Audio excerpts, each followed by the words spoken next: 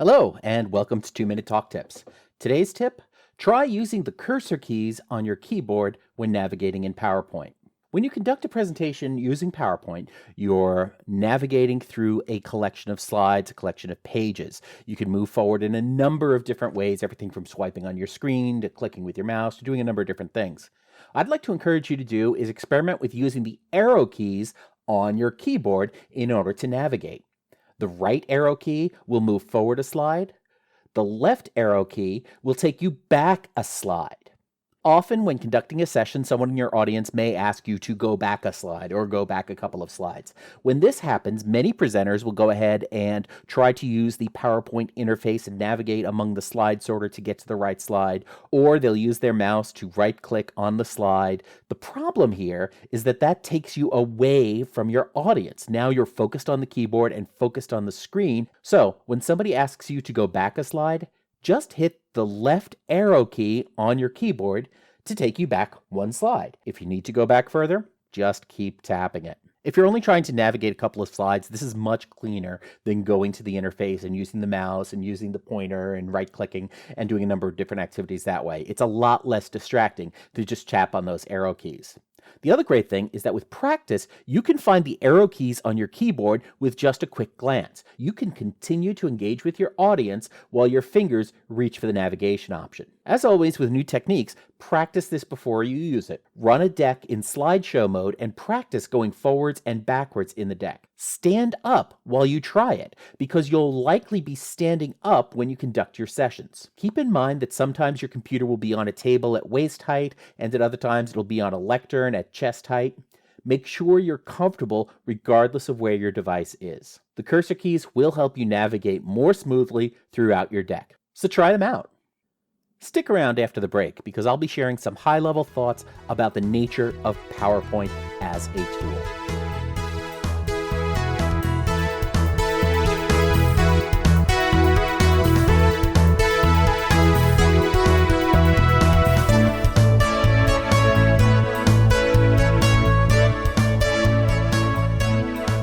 Today, I want to talk about 4 different aspects of PowerPoint.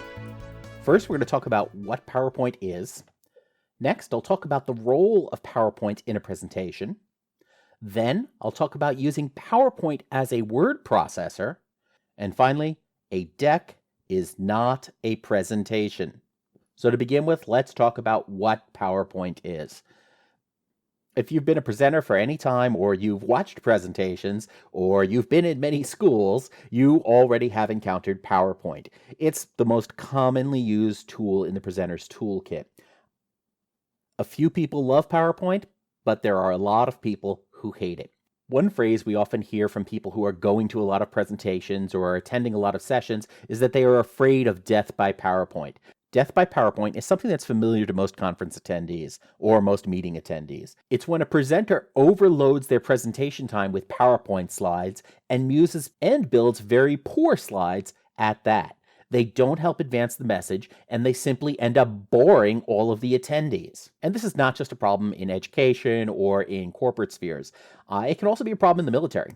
In April of 2010, the New York Times published an article talking about the nature of PowerPoint in the military. And a quote from that article here, you can find the link in the show notes. "PowerPoint makes us stupid," General James Mattis of the Marine Corps, the Joint Forces commander, said this month at a military conference in North Carolina. He spoke without PowerPoint. Brigadier General H.R. McMaster, who banned PowerPoint presentations when he led the successful effort to secure the northern Iraqi city of Tal Afar in 2005, followed up at the same conference by likening PowerPoint to an internal threat. "It's dangerous because it can create the illusion of understanding and the illusion of control," General McMaster said in a telephone interview afterward. "Some problems in the world are not bulletizable." When an organization relies too heavily on PowerPoint and relies too heavily on focusing on just the bullet points that go onto a slide or complex diagrams or things that can't be read, it makes the message harder to understand. And if the audience cannot understand and use the message, then it's just a waste of everybody's time at best. If it alters their thinking in a way that makes them less effective, then it becomes even worse. In reality, PowerPoint is nothing but a tool, though, to project images and text on a screen to help a presenter make their points. So obviously there are risks involved with bad PowerPoint. PowerPoint itself is not the problem. Sloppy use of PowerPoint is. In reality, PowerPoint is nothing but a tool to project images and text on a screen to help the presenter make their points. PowerPoint, or other tools like Apple's Keynote or Google's Slides, simply lets you put your content on individual pages or slides that you move through as you conduct your presentation. The pages within a PowerPoint presentation are called slides. A PowerPoint file is often called a slide deck. Sometimes folks will refer to this collection of slides as foils. That's because this approach to presenting information isn't entirely new. Before laptop computers were popular or even existed, presenters might use an overhead projector and transparencies to present information. Or they might even use photographic slides that had their content on them, and that's where the name comes from. Whether we like it or not, PowerPoint or Keynote slides are still tools folks will expect us to use when we present. Despite what many folks say about death by PowerPoint, we need to keep in mind that the problem is not the program. It's bad slides and a misunderstanding of what the tool is supposed to do. In other words, it's often user error. And that user error is often misunderstanding the role of PowerPoint in a presentation. So let's talk about that now. The main problem is that speakers let their slides dominate their presentation. They speak to the slide. Their goal is not to encourage their audience to do something, but to get through their slides. They let the slide deck drive everything that happens in the room. In essence, many speakers just become the person who clicks through their slides and reads the text on the slides for those in the room who can't read the slides. In reality, the proper role for PowerPoint, though, is to support the speaker. The speaker is the one who is presenting. The speaker is the one who is key. The speaker and presenter is the one who is telling the story.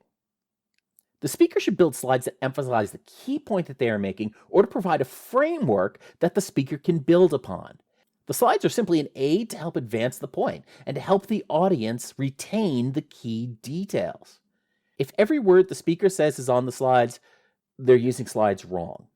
If an attendee can get everything they need from a meeting by just reading the slides, then the speaker either built bad slides or isn't delivering the right message to the room. And quite frankly, if you can get everything you need from just reading the slides, then there's no point in even attending that presentation. A well-built slide deck will include things like the key bullet points, the outline that the speaker is expanding on. It may include images that land a point, that help emphasize that. It may include video. It may include other content that's in there that a speaker themselves cannot deliver. It may include other content that is there to reinforce the speaker and to support the speaker and to help that speaker make their point as effectively as possible. Part of the reason we see so much bad PowerPoint out there is that the use of PowerPoint has evolved in many organizations without us realizing it. In many companies, PowerPoint has become their default word processor. I'm not a big fan of using PowerPoint as a word processor. It's not the right tool. But if you are going to use it as a word processor, it's important to use it differently than you would to conduct a presentation. As PowerPoint became the default word processor in many organizations, folks began writing reports, completing analyses, providing feedback, and more by just building slides and by sending that slide deck off as a report. PowerPoint is not the best tool for that level of detail, but a lot of businesses do it that way anyway. There are ways to build a good slide deck for use as a word processor and a reporting tool, but it is very different than building a good slide deck for a presentation. If that slide deck will be read and consumed at someone's desk, and they are expected to understand it that way without a presenter in the room, then the author can include paragraphs, charts, details, multiple levels of bullets, and small text that gets below 24-point font size. They can put a lot of detail in there and they can move things around fairly easily. And this may be a great written report, but it is going to be a terrible slide deck to present from. If a slide deck is going to be used in a presentation, the content on the slides needs to be much more high level. There should be more pictures, and they can even take up an entire slide. Skip the extensive use of text and use mainly high-level bullet points. Use larger text. Pull extraneous details from charts to make them easier to read in a large room. Keep it visually simple and clear. All that information you cut from a slide, that's probably the stuff that you're telling your audience, and that you're going to have a greater impact on your audience by actually speaking to them and by presenting to them and by having an ongoing conversation about that. That high-level stuff, those large bullet points, that's the most important stuff. And for all those details, for all those stories, for all those most important things, you want your audience focused on you, not your slides. Your slides are just there to support the presentation, not to replace it. And this brings us to the final point I want to make today. And that's that a slide deck is not a presentation. After a session or before it as part of an approval process, I may get an email or a question from someone that says, "Can you send me the presentation?" My answer is no. I can send you the slide deck, but I can't send you the presentation. Many folks use the term slide deck and presentation as synonymous, but they're not. A slide deck is a digital file.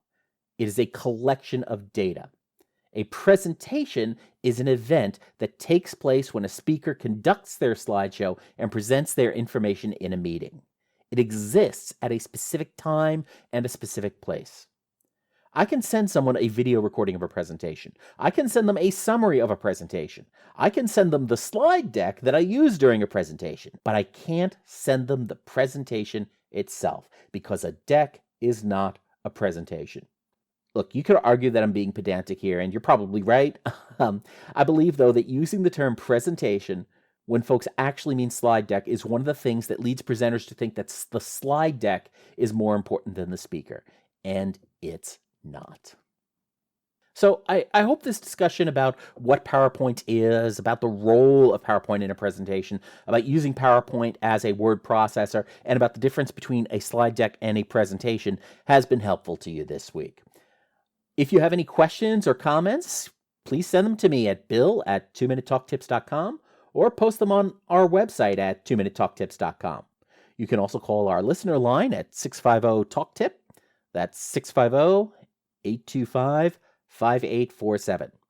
Let me know what you think of this discussion and what topics you'd like to learn more about in future episodes.